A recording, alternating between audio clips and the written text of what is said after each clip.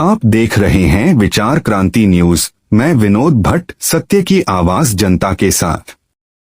आइए एक नजर डालें आज की खबरों पर। खबर जैसे कि पहला अपनी जे स्कूल थी अंदर હવે જે આપણી આ માધ્યમિક સ્કૂલ ગઈ એના કારણે એનું જે પહેલા જે ભણતર હતું હું અનેક વખત અહીંયા શાળા પ્રવેશોત્સવ કાર્યક્રમમાં આવી ચૂક્યો છું ગુજરાતમાં। દરેક વખતે મેં ભણવા પર ખૂબ આગ્રહ રાખ્યો હતો। શિક્ષણ લેવું જ જોઈએ અને મને બરાબર યાદ છે કે પહેલા ભૂતાલ ગામ કેવું હતું અને અત્યારે બદલાઈ અને ભૂતાલ ગામ કેવું થયું। આજે જે અહીંયા વિદ્યાર્થીઓ દેખાય છે એના પરથી નક્કી થાય કે ભણતર આપણું જે ભૂતાલ ગામનું છે ખૂબ આગળ વધ્યું છે અને તમે બધા સરકારી શાળામાં ભણીને અહીંયા આગળ આવ્યા છો એ બદલ આપ સર્વેને ખૂબ ખૂબ અભિનંદન। કોઈ ભાષણ આપવા ધ્યાન આપવા માટે નથી આવી, ખાસ તો ટુ વે કમ્યુનિકેટ કરવું છે, તમારા થોડા વિચારો જાણવા છે। તમારા મનમાં કોઈ પ્રશ્ન હોય, તમે કંઈ પૂછવા માંગતા હો કે આ સવાલ છે, તમારી કારકિર્દી પરિપ્રેક્ષ્યમાં હોય, શાળાના પરિપ્રેક્ષ્યમાં હોય, સુવિધાના પરિપ્રેક્ષ્યમાં હોય, તમે માન્ય સંસ્કૃતિ સાથે એક ગોષ્ઠીનો કાર્યક્રમ પણ કર્યો હશે, ત્યારે પણ ટુ વે કમ્યુનિકેશન જ હશે કે બે બાજુથી તમારા પ્રશ્નો અને સામે જવાબો। એટલે અહીંયા બેઠેલા તમારે કોઈની સામે નથી જોવાનું, તમારા મનમાં જે પ્રશ્નો હોય એ તમે નિખાલસ રીતે પૂછી શકો ને એના સુધારા માટે આપણે બધા સાથે મળીને શું કરી શકીએ એના માટે ખાસ તો હું આવી છું।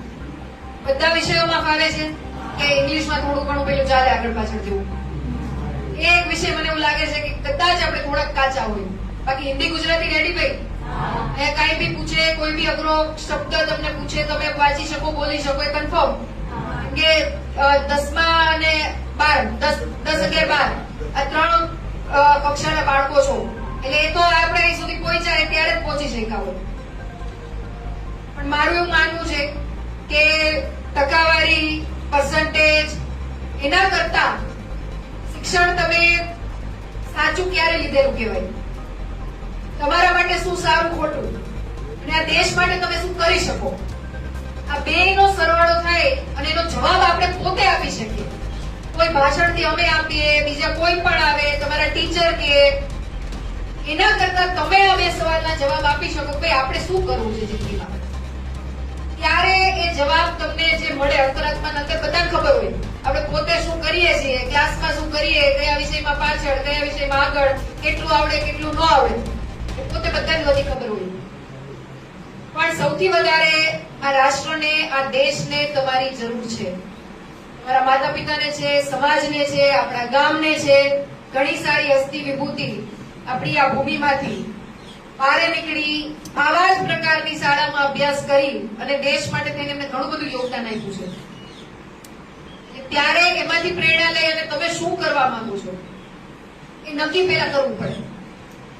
અને હવે તો મોબાઈલ અને ટેકનોલોજીનો યુગ છે એટલે તમે ક્યાંય પાછળ છો અને સિટીવાળા આગળ છે એવું માનવાનું કોઈ કારણ નથી।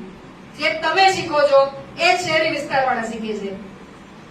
એટલે નોલેજ, જ્ઞાન, શિક્ષણ એ બધા વિષયોને આપણે વ્યવસ્થિત રીતે શાળાના માધ્યમથી જેટલું બને એટલું શિક્ષા લઈ શકીએ એ જોવું પડે।